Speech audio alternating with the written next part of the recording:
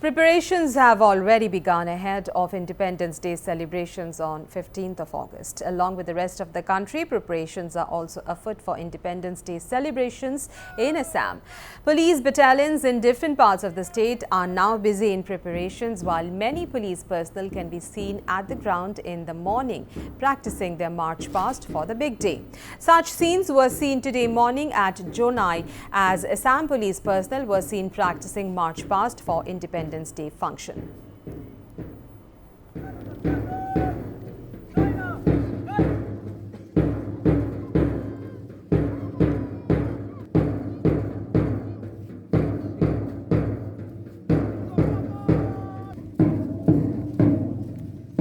Independence Day practice আমাৰ already start হৈ গৈছে কালিৰ পৰা ষ্টাৰ্ট কৰিছোঁ আমি জুনাই কোৰ্ট ফিল্ডত ইয়াত আমাৰ 14খন স্কুল আৰু কলেজৰ ষ্টুডেণ্টছ আছে লগতে আমাৰ পুলিচৰ এটা টিম আছে আমি বৰষুণৰ বাবে অলপমান দিগদাৰ হৈছে যদিও আমি কালিৰ পৰা ষ্টাৰ্ট কৰিছোঁ প্ৰেক্টিছ আৰু আমাৰ ধুনীয়াকৈ প্ৰেক্টিছ হৈ যাব বুলি আমি আশা কৰিছোঁ ইয়াত আপোনাৰ বিভিন্ন ধৰণৰ কাৰ্যসূচী লোৱা হৈছে যেনে ধৰক আপোনাৰ মাৰ্চ পাষ্ট আছে তাৰপিছত আমাৰ স্কুলৰ ফালৰ পৰা 6খন বিদ্যালয়ৰ ফালৰ পৰা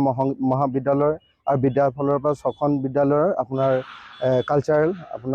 কালচাৰেল প্ৰদৰ্শন কৰা হ'ব ইয়াত তেনেধৰণৰ কাৰ্যসূচী আমাৰ ইয়াত লোৱা হৈছে